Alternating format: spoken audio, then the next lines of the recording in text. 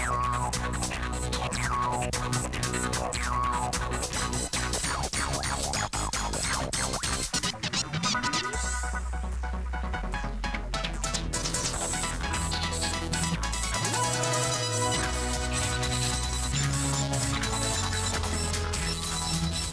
and welcome to the JV-1080 training video. My name's Tim Walter, and I'm going to be guiding you around the all-essential parts of this stunning Roland sound module.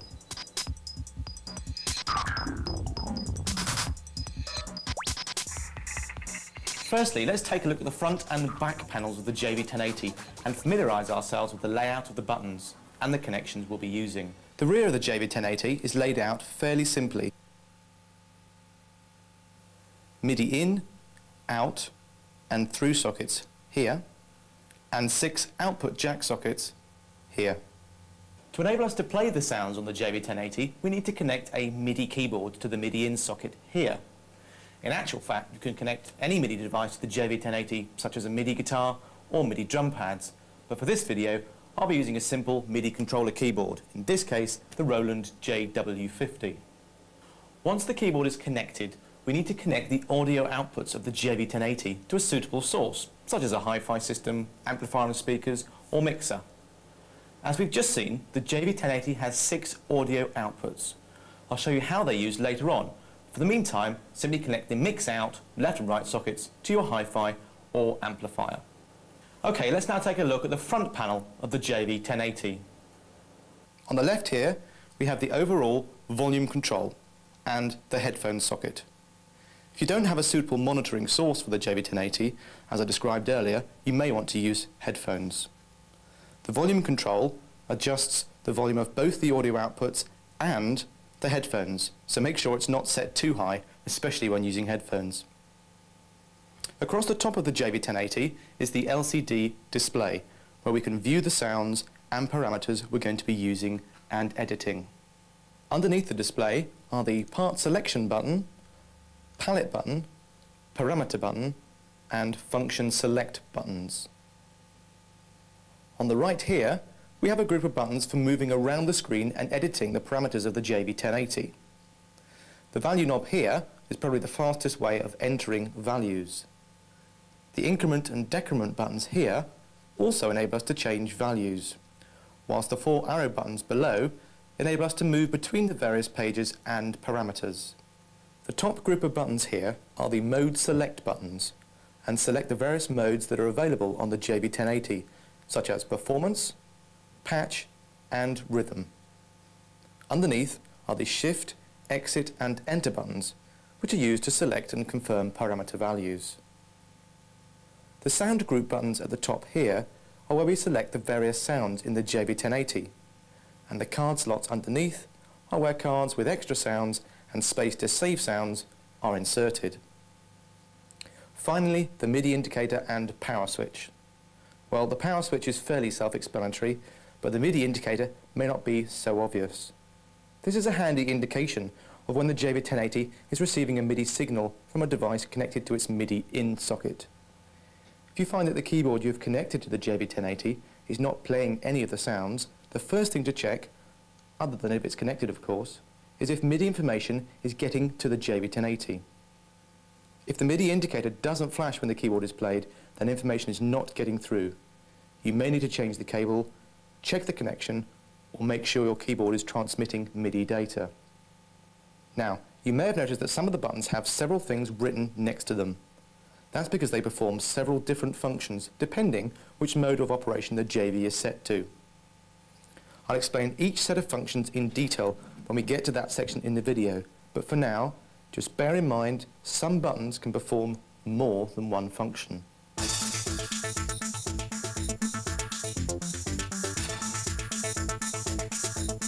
Enough looking, let's hear something. And what better than the demo songs inside the JV-1080, an ideal taster of what's to come. Press the Shift button, and without letting go of it, press the Enter button. The screen should now show ROM play, song and chain play. We can now use the data wheel or the increment decrement buttons to choose one of the 3 demo songs in the JV-1080. If we select chain play, the JV-1080 will play all 3 demo songs, one after the other. Once you've selected the demo song, press the Enter button to play it. The Exit button will stop the song. I'll select number 1, Rise. Press Enter, and off we go. There's often a little gap here as the song loads up, but here we go.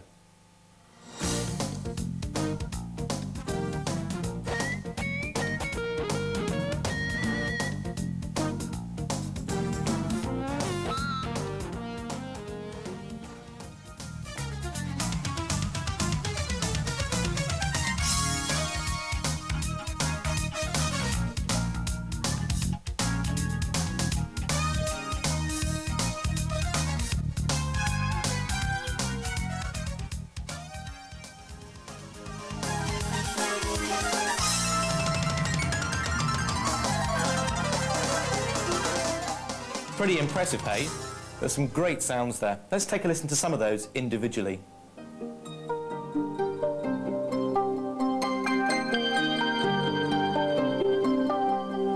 A patch is JV-1080 terminology for a basic sound that appears right across our keyboard. I suppose you could think of this as a normal playing mode.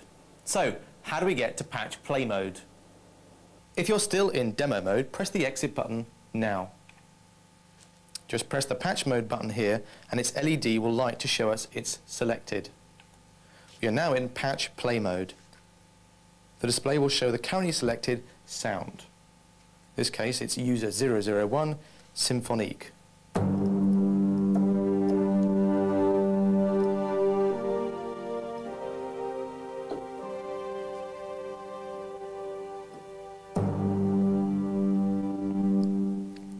You'll notice the MIDI message indicator flashing as I press a key on my keyboard, confirming that MIDI information is being received by the JV. So, what about the rest of the sounds? Well, firstly, a quick explanation on how the patches are organised in the JV-1080. There are basically 640 internal patches available to you, and to make finding them a little easier, they've been arranged into banks of 128. There are preset banks A, B, C and D, and a user bank.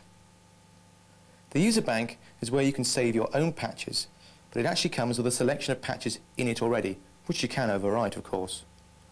All of these patches, though, can also be found in the preset locations, so don't worry, you can't ever erase your favourite sounds. Up to 255 more patches can be found on the expansion boards if you have those fitted, but more on those at the end of the video. We've currently selected user patch 001 symphonic. Let's take a listen to some of the other preset and user patches.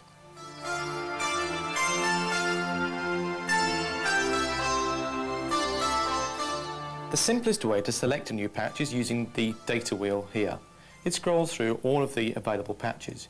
User patches first, and then preset banks A, B, C and D, there's A, so on.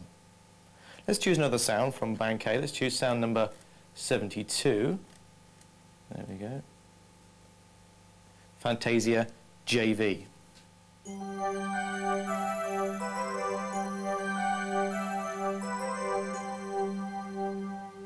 Now you may have noticed that it took quite a long time to scroll through to find that sound we wanted. Well, we can actually do things far more efficiently. It's as easy as a couple of button presses. Let's say I want to go to preset bank C. Well, just press the preset button and C here, preset C. I can now use the data wheel to select the exact patch I want, like this.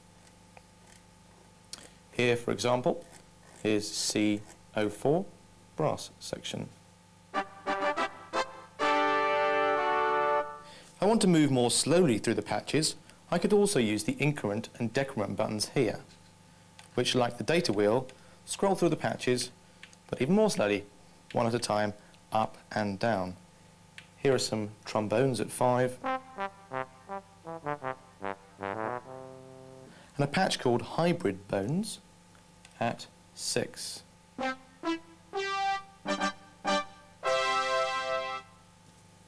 Now, here's another special trick. If you hold Shift and press the increment and decrement buttons, the patches scroll through in 10s.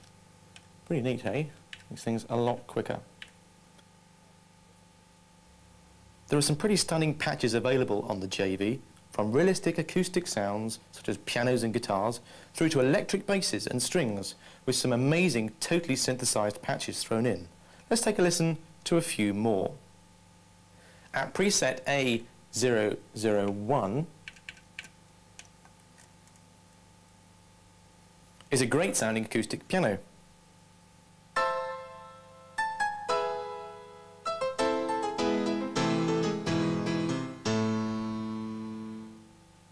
And at preset A110, if you can find it, there we go, is an acoustic guitar that actually produces harmonics when I hit the key hard like this.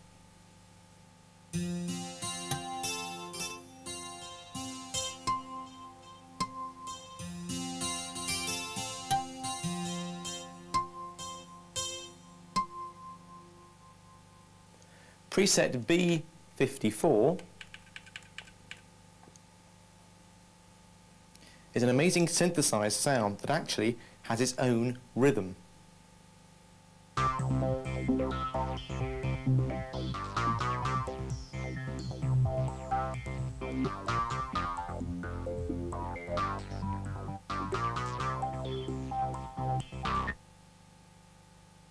If you have one of the many JVC series PCM sound cards that are available, or a data card, you can insert it into the card slot on the right here and access the patches stored on it by pressing the User Card button and selecting either Data Card or PCM Card buttons here. The Data Wheel or the Increment Decrement buttons will then select patches from the card. If you're using either a PCM or data card, do take a moment to make sure it's inserted correctly. The card should be face up and pushed in until it firmly locates in the right slot. To remove a card, simply pull it gently out of the slot, but you must ensure you never remove it whilst the JV is playing.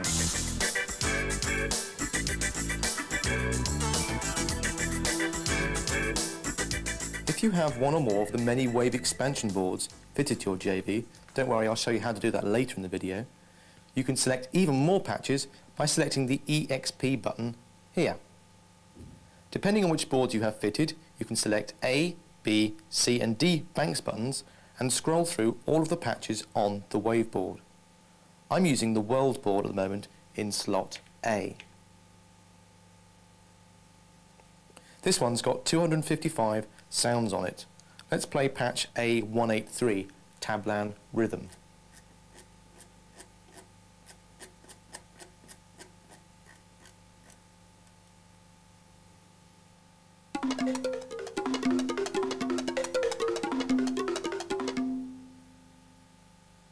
Some of the wave expansion boards have less sounds on them, but still contain the same amount of raw data.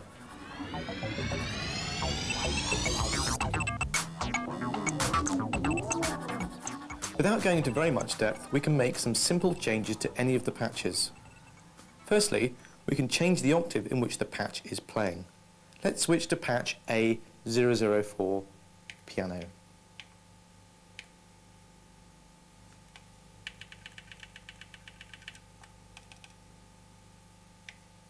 Preset A004, there we go. The octave parameter is actually on the screen in the patch play mode, so using the up and down arrows, we can instantly change the value. You can see the octave value changing and hear the patch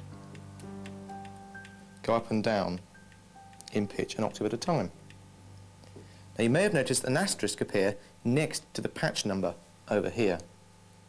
This shows us we've made a change to the patch. It's been edited basically. If I go back to 0 as the octave value, the asterisk stays there to show a change has still been made.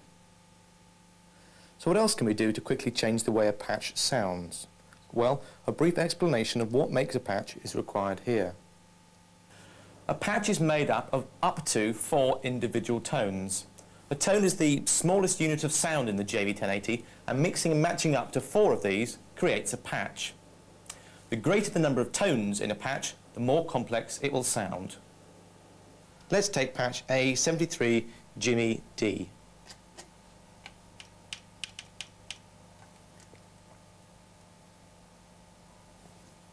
The 4 buttons here are the tone switch buttons and show how many tones are in the current patch. They're labelled 1, 2, 3 and 4, and we can see the first 4 are lit. These tone switch buttons actually enable us to turn each individual tone on and off, and therefore hear each tone making up our patch on its own. The current patch I've selected here is quite a complex pad sound, and as you can probably hear, it's made up of a number of different sounds. These are the tones. If I switch all 4 tones off, so none of the 4 buttons are lit, no sound will be made when I play the keyboard. If I now switch on tone switch 1, you can hear the first individual tone on its own. It's a kind of bell sound. I can now switch that tone off and switch on tone 3. This tone is a smooth string type sound. Tone 2 is a high-pitched bell sound again, and tone 4 is a kind of breathy sound.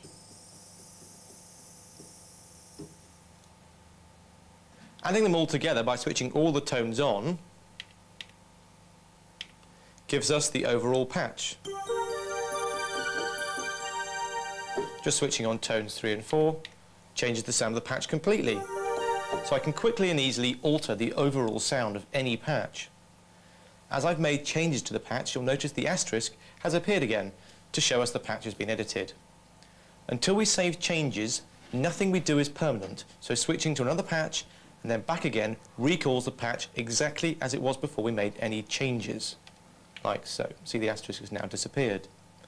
This may not seem important right now, but wait until we get down to some really serious editing, which is exactly what we're going to do next.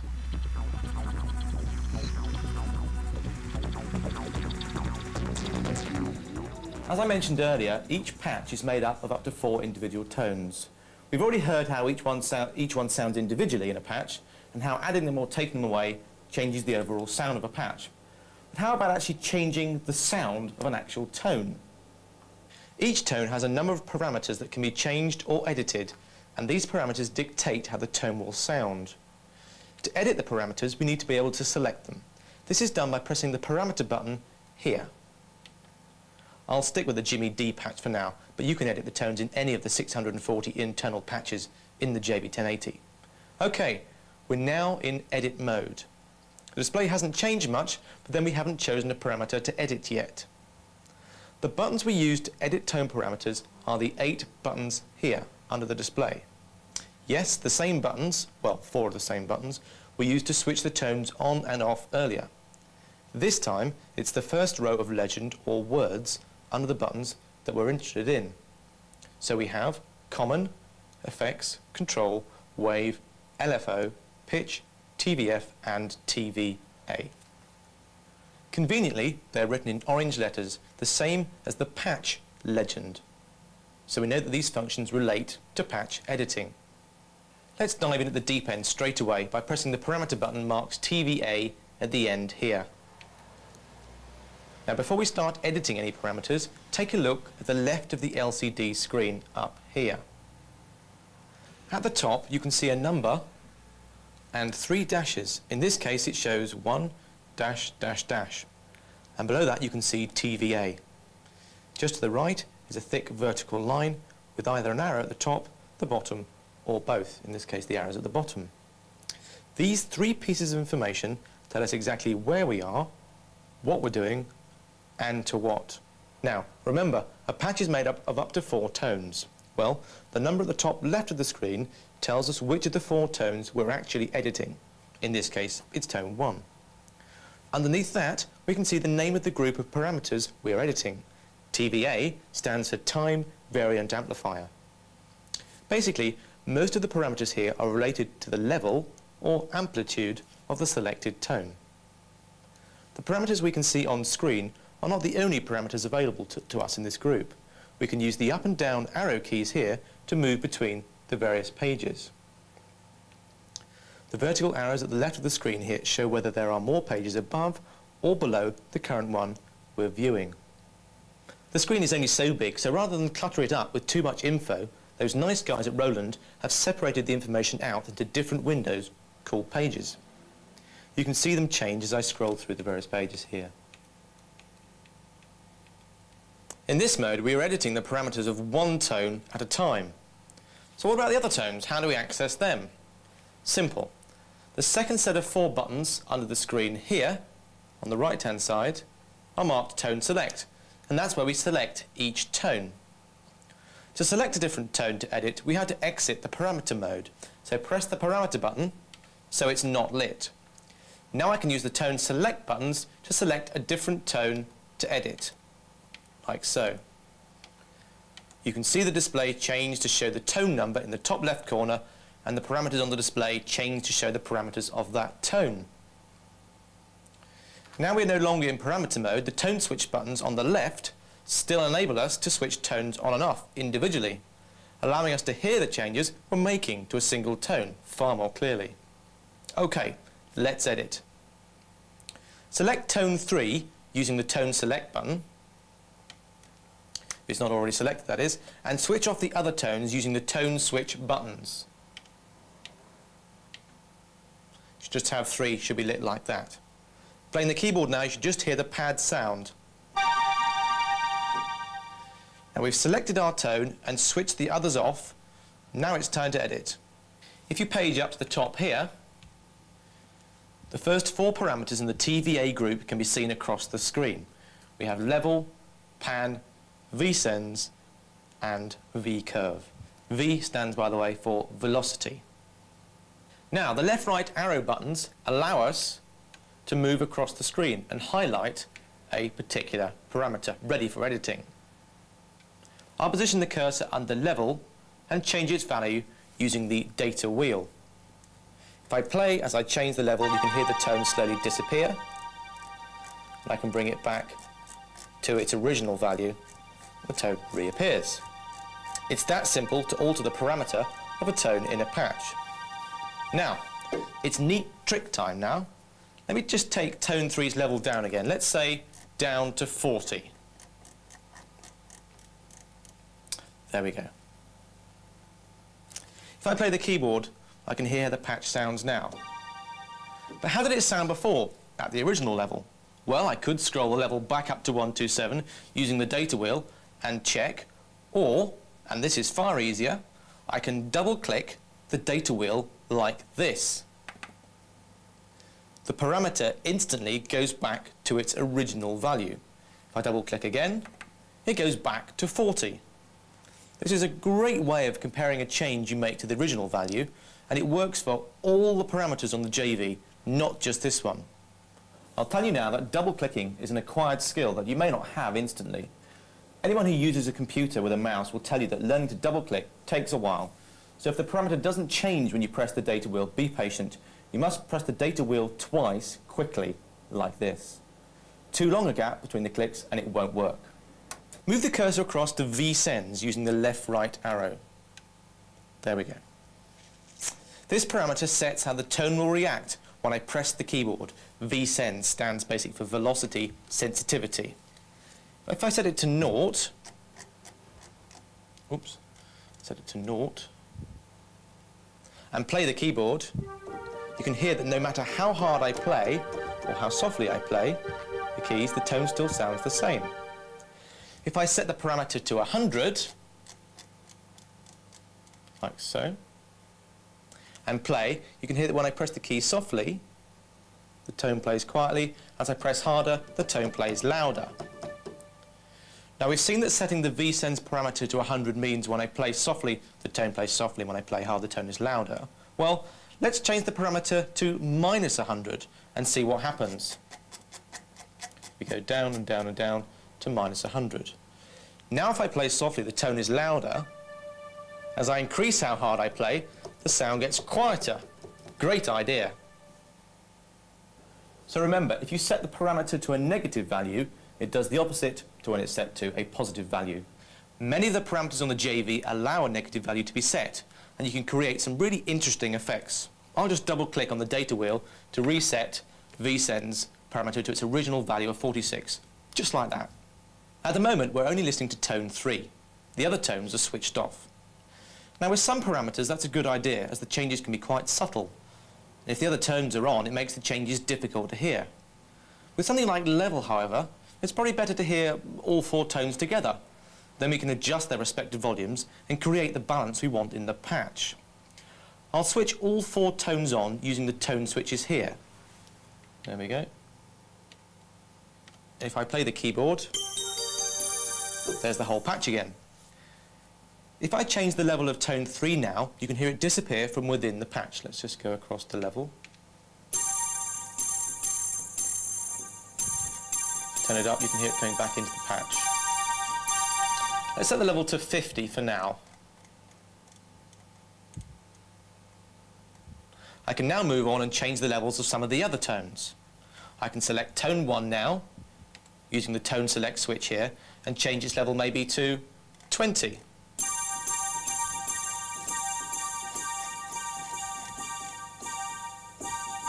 So at the moment we've adjusted 2 of the tone levels in this patch.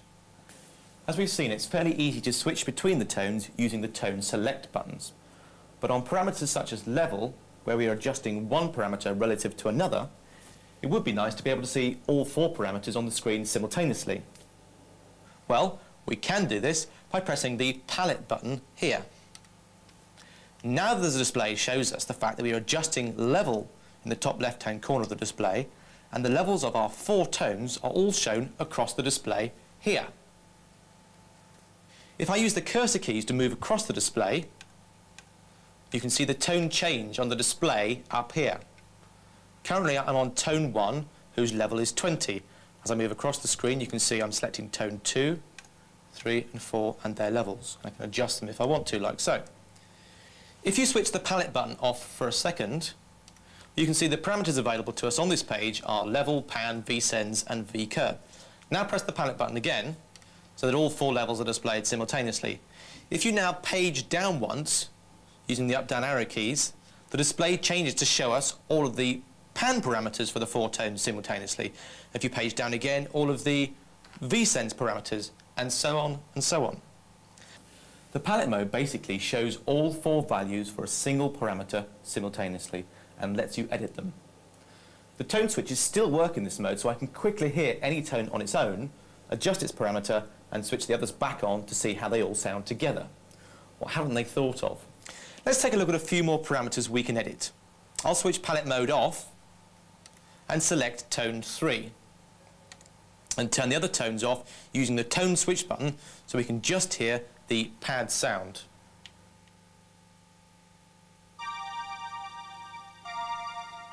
I'll page down to bias setting. Oop, there we go, bias setting. This parameter lets us set how a tone's velocity will be mapped across the keyboard. I'll show you what I mean.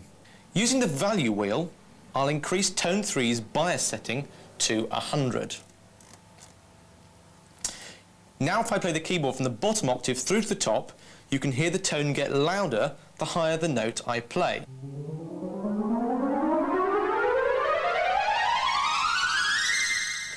Double-clicking the value wheel sets it back to 0 again. If I press the palette button, I can instantly see the bias settings of all 4 tones simultaneously. There we go.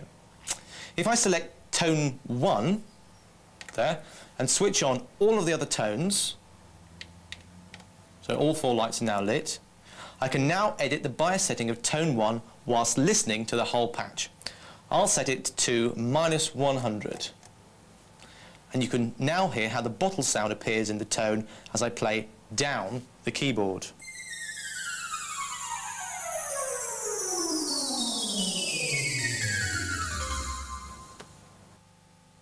Let's set that back to 0 again, so I double-click with the value button there. I think that's such a great feature. So that's a few of the parameters in the TVA group. Let's take a look at some of the other parameter groups. Turn off the palette button, so it's not lit, and press the parameter button again. This now allows us to choose a new parameter group. Well, that was the obvious way of doing it. In fact, there's an even quicker way. With the parameter button off, you can still select different parameters for your patch by holding down Shift here and then using the left and right arrows here. This saves you having to keep switching the parameter button and it gives you continual access to the tone switch and tone select buttons. Great news. There we go. This time we'll select the pitch parameter group, so let's just find pitch again. There we go. To demonstrate this parameter, first of all select tone 1, so tone select 1, and turn off the other tones using the tone switch button. So we go 2, 3 and 4. Just see 1 is now just lit. Page up to the top, like so, and the parameters should read coarse, fine, random and key flow. Coarse and fine allows us to change the tuning of the tone in semitones and fractions of a semitone, but it's the random parameter that I'll show you here. Use the left-right arrow keys to select the random parameter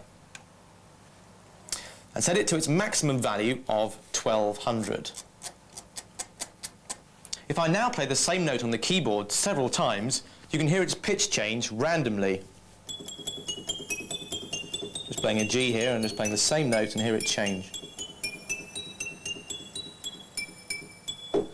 The value you set is the range in which the pitch will change. If I set the value to 200, the pitch will only change a semitone either way. I'll set that back to 0.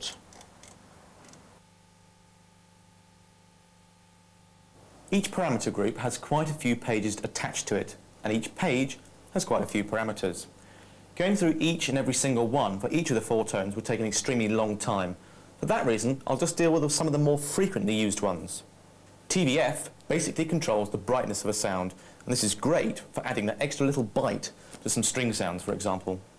These parameters, though, so far only make subtle changes to the way a tone sounds within a patch. What about making a more fundamental change, like the actual waveform that the tone is made up from? Well, the basic sound of a tone comes from one of the many waveforms that are in the JV-1080, or if you have them fitted, in the wave expansion boards. There are hundreds of waveforms ranging from synthetic sounds through to real samples like pianos, strings, and even guitar fret noise. Let's see how we can change one of the raw waveforms used in our current patch. Select the wave group of parameters and with shift and arrows like that. Page up to the top of this group if you're not there already, and you should see the parameters group and number. Currently the group set is int B and the number 005 bottle hit. There are 2 internal groups of raw waveforms, both containing several hundred waves. There are also several hundred waveforms available on the wave expansion boards that can also be accessed from here as well. If I play the keyboard, you can hear the bottle hit sound. I'll move the cursor across to the number parameter and scroll through some of the other waveforms available in group int B, that stands for internal B. Number 19 is called wire string and sounds like that. Number 47, sorry I keep pressing the wrong button there.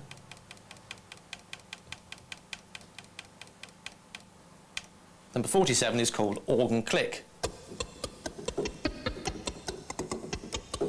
and can be used to produce some clicking sound, maybe in an organ patch. Some waves are in fact loops of several wave sounds and produce a rhythm within the patch. That's how some of the more bizarre techno patches are created. I can use the cursor keys to move back to the group parameter and set it to internal A. I can now move back to the number parameter and scroll through some of the waves available in that group. Number 1, for example, we'll use the later word it's quicker. Number 1 is an acoustic grand piano sound. And number 53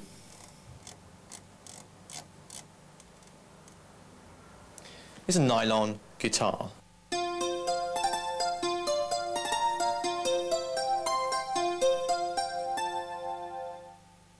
Let's leave it on nylon guitar for a second and turn the other tones back on again using the tone switch buttons. So we can see all 4 lights. As I play, you can now hear the new nylon guitar based tone in the patch.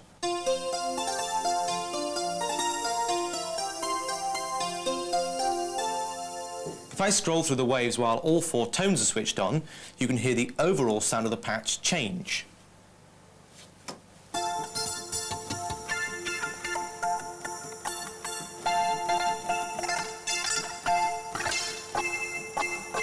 As you can see, by changing the actual raw waveform on which the tone is based, you can radically change the overall sound of a patch very quickly and very easily.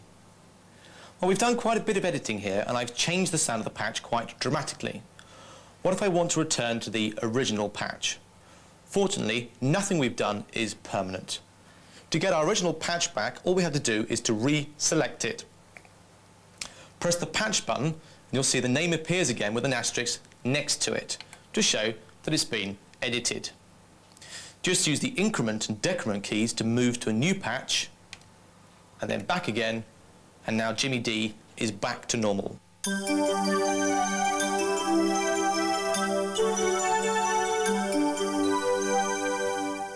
are a few more parameters to show you, so press the parameter button again if it's not already lit. Press the button to select the control group of parameters and page up to the top, which is where we are anyway. This time you'll notice that we are no longer able to see which tone we're editing in the top left-hand corner of the display. Now it says key mode and bender. Now this is because these parameters affect all 4 tones simultaneously. In other words, they affect the whole patch.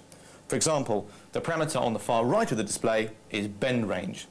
This parameter sets how the patch will respond to incoming pitch bend information.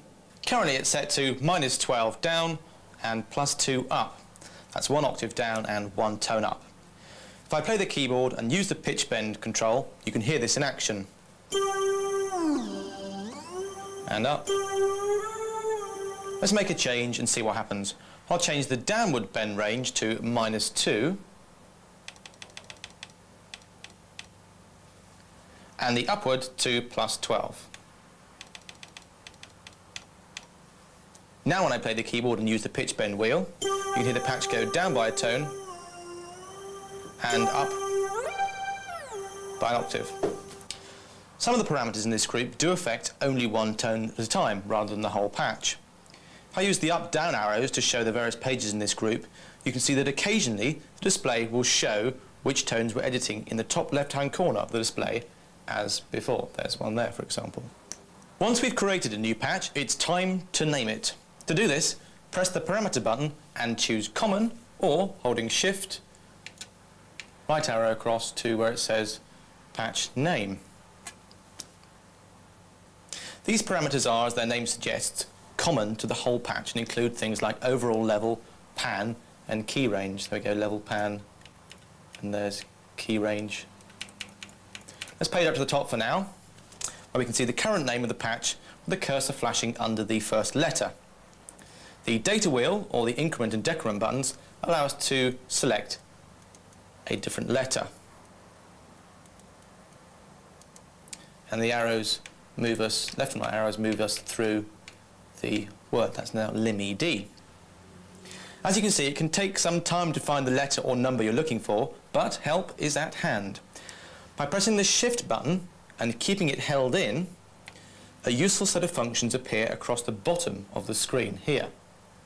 Top, end, del, ints, and change, CHG.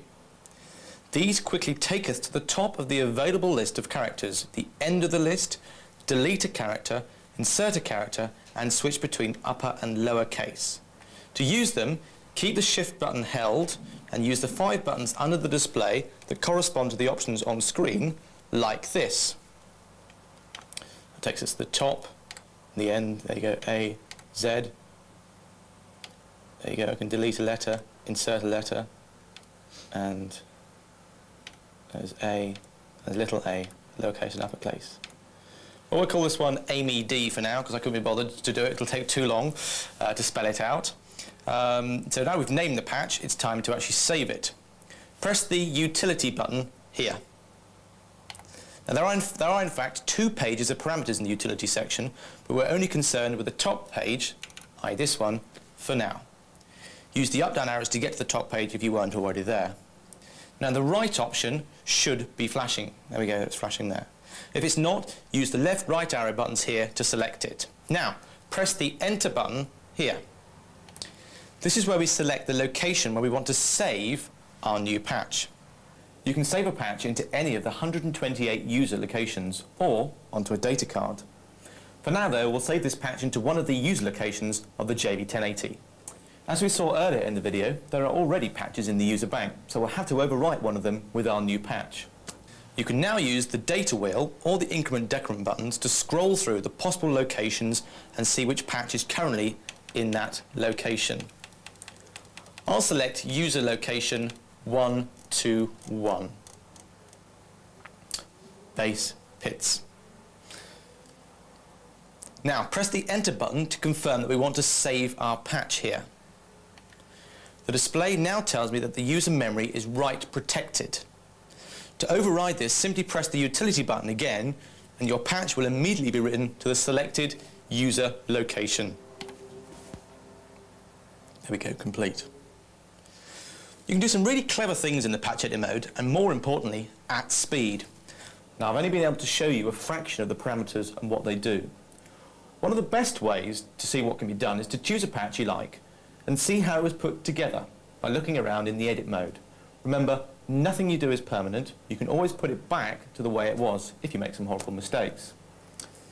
In particular, take a look at how some of the tones in a patch are set to only sound when the keyboard is played at a particular velocity. For example, adding a slap to a bass patch when you hit the key hard, or giving a brass patch some extra bite, for example. Also, you'll find some tones that only play on certain areas of the keyboard, and patches which have certain tones that only respond to certain MIDI information, like modulation wheel or sustain pedal.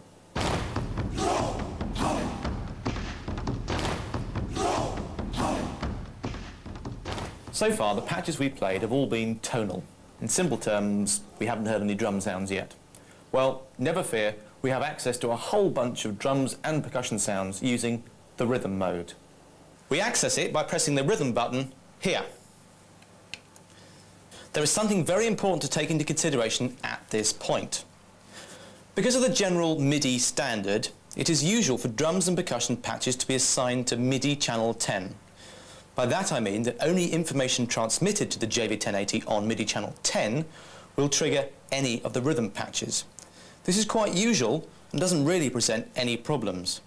It simply means that I must set my MIDI keyboard to transmit on MIDI channel 10, or if using a computer sequencer or hardware sequencer, select MIDI channel 10. We'll come back to using the JV-1080 with a sequencer later on. As you can see, the display has changed to show a rhythm set. In this case, it's GM1 GM drum kit. As with the patches, I can use the data wheel to scroll through all of the available rhythms. Now, the JV-1080 provides us with 10 rhythm patches, 2 user and 2 in each of the 4 presets A, B, C and D. And D is GM. If I play the keyboard, you can hear the drums and percussion sound spread out across the keys. We have kicks and snares and hi-hats and cymbals and woodblocks and all sorts of percussion sounds. Each rhythm patch has its own group of sounds, as you can hear. The house drum set is a jazz drum set. As with patches, we can edit rhythms in the same way.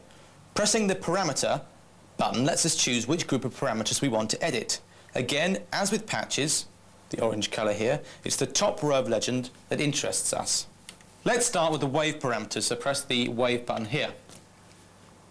This is where, as with patches, we can assign the raw waveforms that are the basis for the rhythm.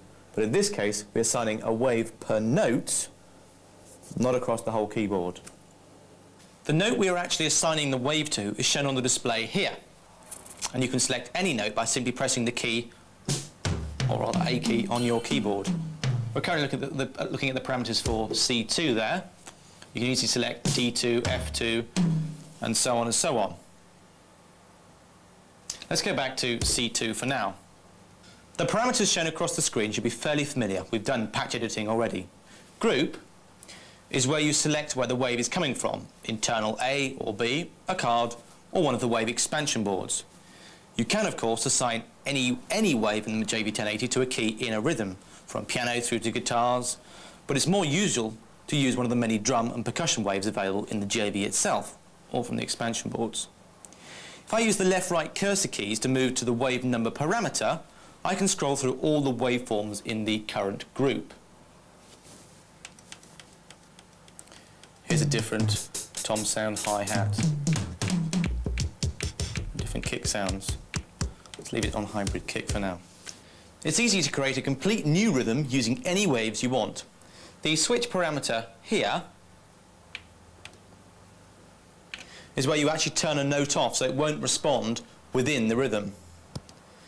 To further enhance the waves, there are a host of parameters available very similar to those in the patch edit mode. The pitch, TVF and TVA parameters that we looked at in the patch edit mode are also available in rhythm edit and can create some very interesting effects on percussion-based waves.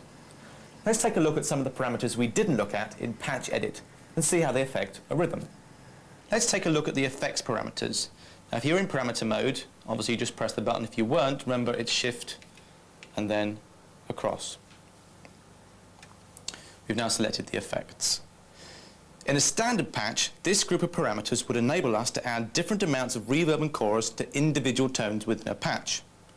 In rhythm edit mode, we can actually add differing amounts of reverb or chorus to each individual sound or tone. We can also send each rhythm tone to a different audio output. Now, I mentioned at the beginning of the video that the JV-1080 had 6 audio outputs. They are grouped in 3 stereo pairs: mix left and right, output 1 left and right, and output 2 left and right. Now we're currently connected to the mix output. The point of these extra outputs will become clearer in a second, but put simply, it allows us to assign whole patches or individual tones to each output. Each audio output can then be connected to a different channel of a mixer, for example, and each patch or rhythm tone can have a different external effect or equalization set to it. In the case of a rhythm set, it allows us to separate out certain drum sounds and then record them onto separate tracks of a tape machine for ease of balancing in a mixing situation. The first parameter we can see is output.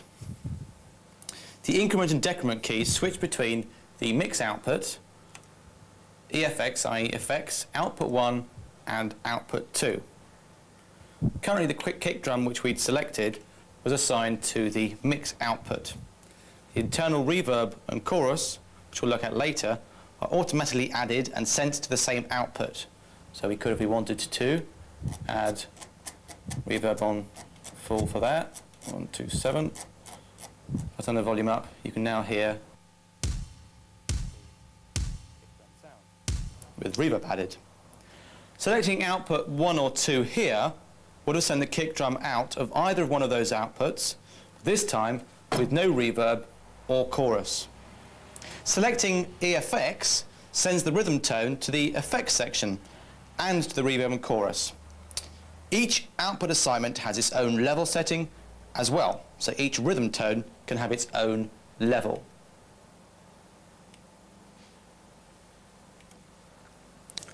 The remaining effects parameters relate to using the rhythm set within a performance, which I'll be dealing with in the next tutorial. Once we've created a new rhythm set, it can be named and stored to a user location or data card in exactly the same way as we stored our patch.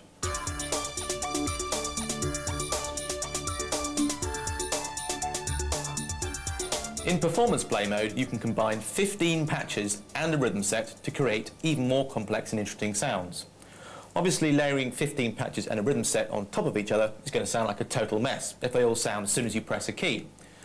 A typical example, though, might be layering of several patches together to create a huge ethereal pad sound, for example, for a film score you might be working on.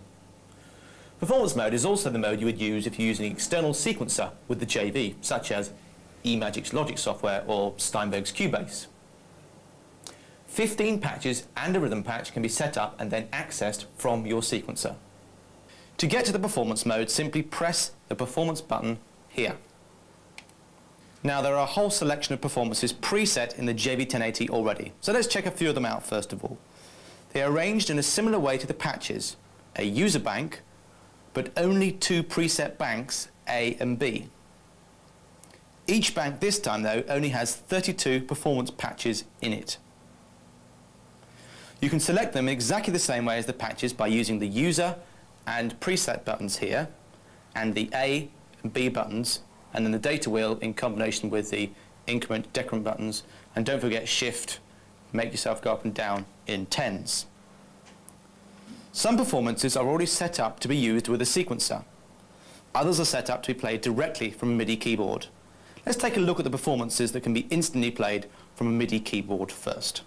I'll select performance user 002. User 002. This one's called Opening Orchestra. Have a listen to this.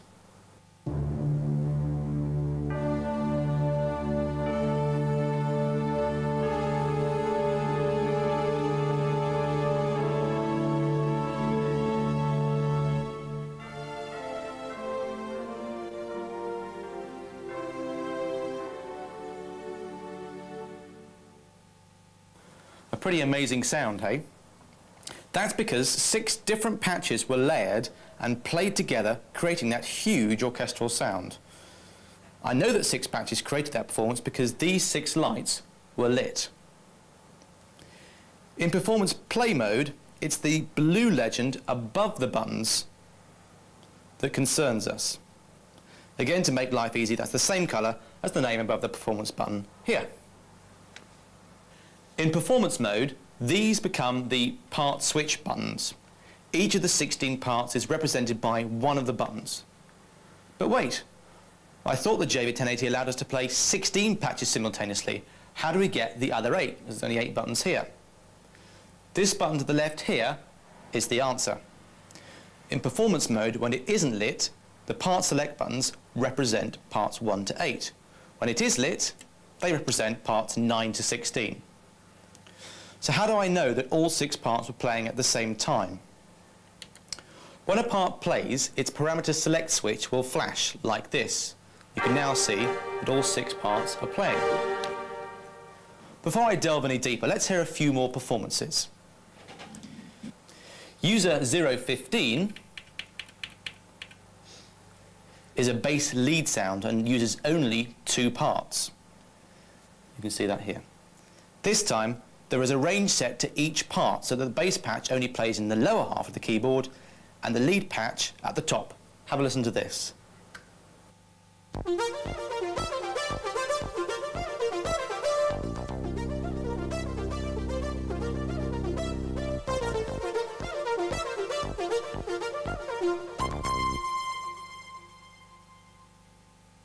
Another favourite of mine here is user 30, which is called Pop Ballad. Enter Whitney.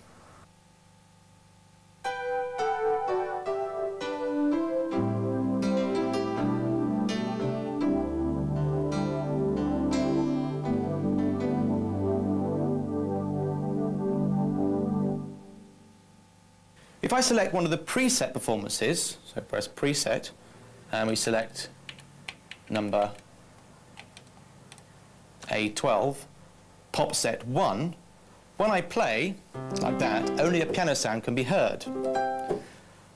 And although all the part switches are lit for parts 1 to 8 and 9 to 16, only the first part switch flashes when I play, like so. That's because most of the preset performances are set up to be used with an external sequencer.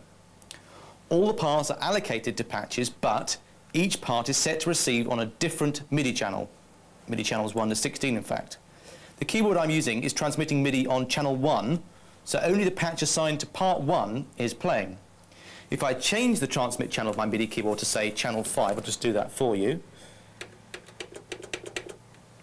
to 5, there we go, and play, a string sound plays and part switch 5 flashes.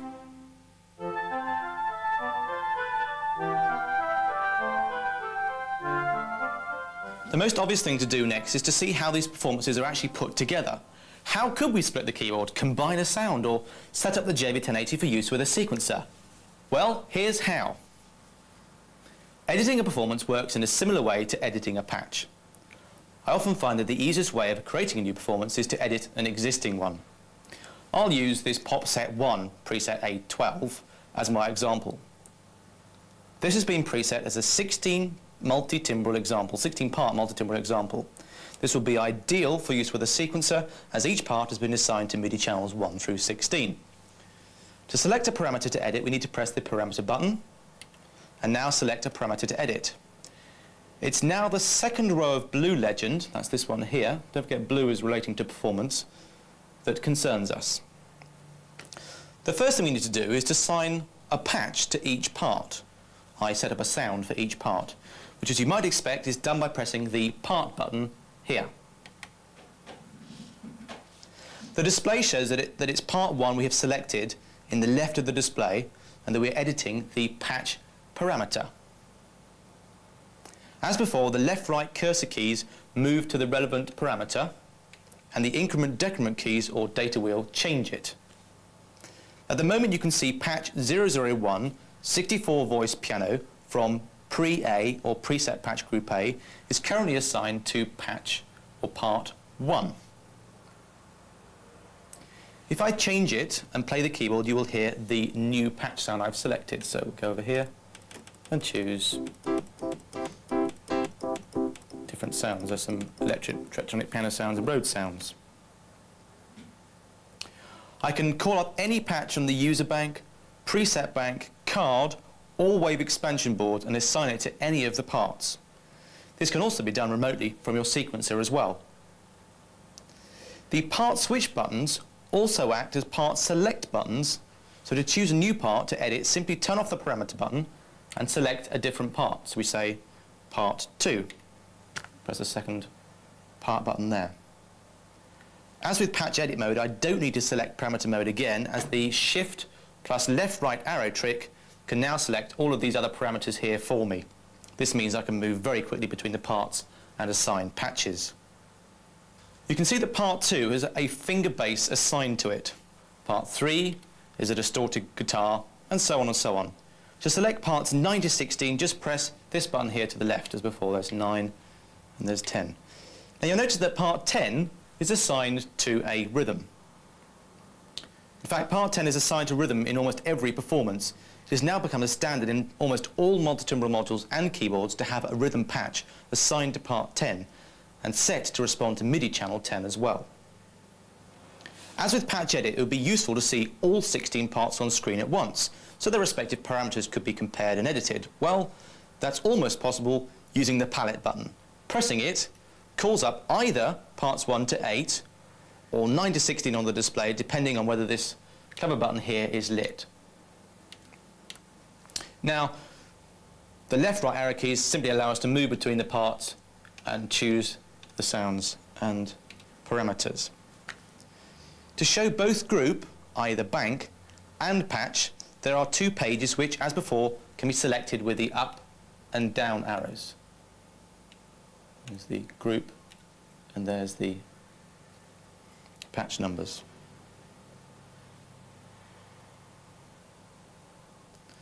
The first page shows the group that the patch is from, i.e. user, preset, etc., etc. And the second page shows the actual patch name across the top here and the numbers at the bottom. If I use the left-right arrow buttons here to scroll across the parts, you can see that it allows me automatically to jump from 1 up to 8, and then the button lights and we go on to 9 to 16. You can still use the part select buttons to go directly to a part, but if you use this editing method, it makes it incredibly quick and easy to set up multi-timbral patches. Once we've assigned a patch to each part, the next thing to do is to check or assign a MIDI channel to the part. Each part can be assigned to MIDI channel 1 to 16, and that is the channel it will respond to. Obviously, this one's in this patch already preset, but let's show you how to do it anyway. To assign a MIDI channel, select the MIDI parameter page. Do that. I'll leave the palette mode on for now so we can see all the MIDI channel assignments at once. If it's not already selected, page up to the top so you can see the channel assignments. As I mentioned earlier, this is the setup you would use if you're using the JV with an external sequencer. 16 different patches can be played simultaneously on 16 different MIDI channels. Here we can see, for example, we have got parts 9 to 16 set to MIDI channels 9 to 16. If I go down, there we can see 1 to 8 set to 1 to 8. Some of the other performances that we've been listening to will have had several parts assigned to the same MIDI channel. This means that a MIDI signal sent from my keyboard on MIDI channel 1, for example, will cause all the parts assigned to that channel to play. That's how the performances, such as the orchestral one we heard earlier, were set up. Let's take a quick look at that preset to see that in practice. So I can leave that mode quickly by pressing exit here, and now find the performance I want. In this case, it's user, 02, opening orchestra. If I now go into MIDI parameters, we can see the first 6 parts, the only ones used in here in fact, are all set to receive MIDI on MIDI channel 1. So there we go, MIDI. There we go, 1, 1, 1, 1, 1, 1. The first 6 set to 1. Hence, they all play together. This is how you can set up your own combination of sounds or layered sounds. In fact, you can have a total of between 2 and 16 sounds in total if you really want to. As you can see, there are more pages to the MIDI parameters than just channel, denoted by the arrow here, obviously. If I page down to the next parameter, we can see receive switch. The options here are basically on or off. This parameter simply determines whether a part will receive MIDI or not, so you can quickly turn parts on or off within a performance. Here we can see the first 6 parts are switched on, and the other 2 after here are switched off, and the others on the other page are as well. The other pages determine how each part will react to other types of incoming MIDI information, such as MIDI volume message, hold messages, and program change messages. Remember, we are setting these on a per part basis, so it's easy to set up only certain parts to respond to maybe MIDI volume, for example. Program changes, though, are worth a particular mention. As the JV-1080 has over 640 sounds, you may be wondering how these can be accessed from your sequencer. Program change messages, as I'm sure you know, go from value 0 to 127. Well, as the 640 built-in sounds and waveboards are all divided into banks, the use of a bank change message from your sequencer will allow you to A, choose a bank, and then B, choose a patch from within it. So you can basically access all 640 sounds by sending a bank change message and then selecting the program change number, 0 to 127. All of the bank change messages you will need are listed quite clearly on page 79 of your user manual. Refer to this to set up the correct bank change numbers for your own particular sequencer. Selecting the level parameter enables us to adjust the individual level for each part, and pitch, as you'd expect, adjust the pitch with a page for coarse tune and fine tune. The effects parameters are where effects can be assigned to a part, plus the part can be assigned to one of the groups of audio outputs on the rear of the JV. If I exit from the palette mode, you can see a few more of the parameters available in this group. Now, we touched on effects briefly in the rhythm section. Here's how the other parameters we didn't look at affect a performance. Firstly, EFX type. This is where we assign the type of effect and how it's going to be used within the performance. Type selects the effect type to be used. There we have the various different types there. Source is important and determines whether the performance effects parameters will be used for the whole performance, or it allows the patch in a specific part to set the effects parameters for the entire performance. Now, this is really important. All you need to do, though, is to choose the part like so. So we'd set it to 1 to 16. If we do that, that now means that the part we have selected, its reverb parameters or effects parameters will now affect the whole performance group. This is an area people have a lot of problems with when they're using sound modules, multi-timbre sound modules with sequencers. If I set this to 4, I'll do another example here. If I do this to 4, that means that the effects parameters for the patch on part 4 will affect the whole performance. Performance effects parameters, or PRM, selects the effect parameter that we want to edit. It might be overdrive level, EQ gain, or delay time, depending on which effect we've chosen. Check out Chapter 5 in the user manual for a complete list of the effects types and what the various parameters do. Perform effects out selects, as with output assign, which audio outputs the effects will appear at, mix, output 1 or 2.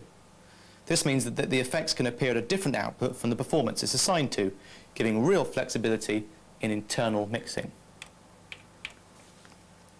The common parameters here allow us to set a key range within which the patch will respond. This is how a performance such as the bass lead performance we looked at earlier would be set up. Let's have a quick look at how this was done. So we'll exit from here and select performance. user 15. There's that nice bass lead sound. Remember this tune?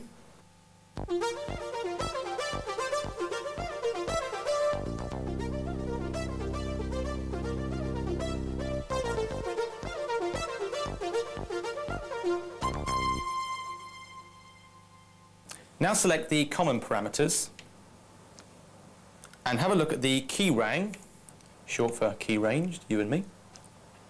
In this example, two parts were used, but both were assigned to the same MIDI channel. The bass patch, however, was given a range of C minus 1 to C4, and the lead patch was given a range of C#4 to G9. By doing this, although both parts were assigned to the same MIDI channel, they would only play on specific parts of the keyboard. This is how you split your keyboard. Also available in the common group of parameters is the naming function. This works in exactly the same way as a patch, and the same combination of button presses also enables us to save a performance in one of the user locations. As with the patches, we need to save a performance into an already existing user location or to a data card. In addition to all of that, it's also possible to edit a patch, as we were doing earlier, whilst in performance mode. This is called editing a patch whilst in performance mode. To access this feature, hold the performance button down and press patch. Both buttons, you see, light up. You can now use the arrow keys to select a part and then edit them in exactly the same way as before by using the parameter key.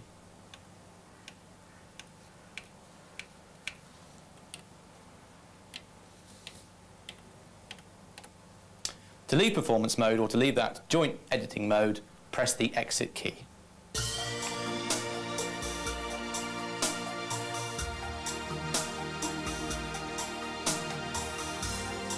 General MIDI has now become a worldwide standard in synths and sound modules, and the JV-1080 is no exception to this rule. To enter GM mode, hold Shift and press the GM button here, basically the same as the performance button. It's perhaps a good idea to begin by initializing GM mode so you always know you're starting from the same point. Press Utility. You should then see a screen called GM Setup. Press Enter to initialize the GM settings. GM mode works in a similar way to performance mode, in as much as you have 16 multi-timbral parts to which you can attach sounds. This time, though, the sounds are drawn from the 128 in Bank D, the GM bank. To select a sound, firstly choose the part with the left-right arrow keys. And now using the data wheel, or increment and decrement buttons, we can choose a sound. It's as simple as that. When you select part 10, you get a choice of 2 drum kits instead of the 128 sounds. Chorus, reverb and pan can all be controlled using the parameter key and selecting them from the blue line, effects, pitch, pan or level.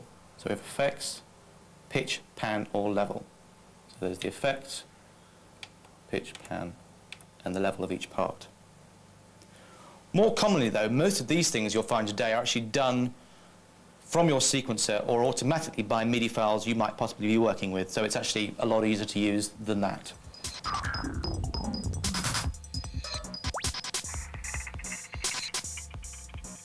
The last things, but by no means least, we're going to look at on the JV-1080 are the system functions. These are accessed by pressing the system button here. As with everything we looked at already, it's the grey legend matching the system button under the buttons here that concerns us this time. As you can see, there are only 4 parameter groups here. We have setup, MIDI, tune and preview. Setup enables us to change the LCD contrast of the screen and various power-up options, such as whether the JV powers up with the last patch or performance that was selected, or the default setting already set into the JV, which is normally user 001. Patch Remain here is quite a useful feature and selects whether the sounds of a previously played patch or rhythm are kept on, that is, or not kept off when you change the patch or rhythm. So that means you can be playing a sound live in performance, change the patch until you take your hands off the keys and play again, the sound won't actually change. The MIDI group of parameters is where parameters such as the control channel and the JV-1080's ability to send and receive sysx data can be turned on and off. Depending on the mode you were in when entering the system pages, you'll see slightly differing pages which correspond to that mode, i.e. patch or performance, etc. It also covers how MIDI will affect performance and patches. To look at the performance MIDI functions, we have to exit and just simply reselect performance and then system. There we go. It's here that we can actually select the control channel for use in a performance. The control channel is the MIDI channel that's used to send controlling information to the whole performance.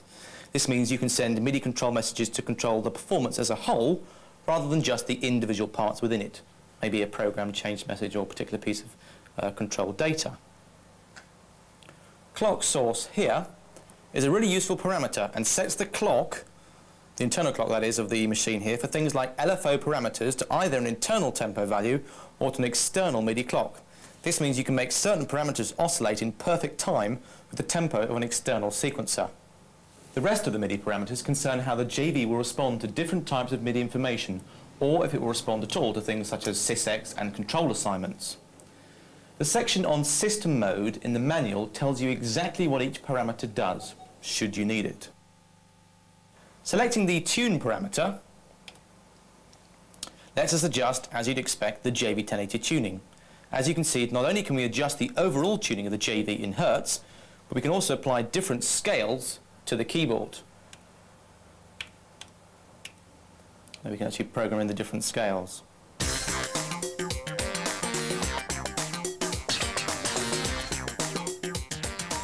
The final set of parameters are for the preview mode. So we go back into system and select preview. There we go. Now if you haven't already discovered this, and I've kept this one till last as kind of a surprise, the JV-1080 can actually play patches without a keyboard attached. It's actually a really useful way of checking a sound if you have a master keyboard maybe a few feet away, but you're sitting in front of the JV editing. Just press your volume button now and see what happens. Notes. The preview parameters allow us to actually set up what we hear when the volume button is pressed. Either a chord, single notes, which particular notes, and at which level. A great way for experimenting with weird and wonderful chords. I'll leave you to find your own way around this, as you should by now be becoming something of an expert on this super JV.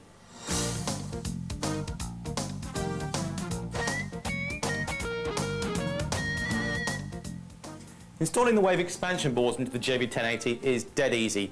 Even I, as the world's worst DIY expert, can do it. All you're going to need is this screwdriver tool here, as supplied by Roland in the wave expansion box, and this locking tool here. Two things to remember before you start doing installation. One is make sure the machine is actually switched off and unplugged before you do this. And secondly, if you can, avoid scuffing across the carpet and petting the cat just before doing this. Otherwise, nothing else to worry about. Let's begin by unscrewing the top cover. Now, I've cheated here. I've only got one screw left. There we go. Take that one out. If I take the cover off now, you can now see the inside of the wave expansion board slots. You can see up here, wave expansion board A has already been fitted, and here B, C, and D we're going to do now. So, first thing to do is to make sure these little white connectors in here align with the socket. So we turn those like that. Basically put them all horizontal with the sockets. There we go. Now, take your first expansion board. What have we got here? We've got a pop expander here. And place that carefully over the slot like so. You should see the little white things poking through like that. Now, push quite firmly down till you hear 3 clicks. There we go. And now, with the locking tool, turn, it's not pushed down far enough, there we go. Turn the key 45 degrees to lock the board into place. There we go, like so. Right, that's one done, that was easy. I think my mother could have done that. Let's put Do another one now. This one's vintage. Put it down firmly this time, like what I didn't do last time. And then lock it, and lock it. And then lastly, we do one more orchestral. Now, if you're only going to use one or two, make sure you put them in sequence. So use A and B, or just A. You can't use A and D. Well, you can, but it's not advised. Right, the very last thing to do is to take the top cover and put it on again, and then screw it up. And it's as simple as that. Now, once you've put the cover back on again, to test that the boards have been installed correctly, all you need to do is to turn the machine back on again, switch to utility mode, and flick down through the pages, and it'll show you which boards are installed in which slots. It's as easy as that.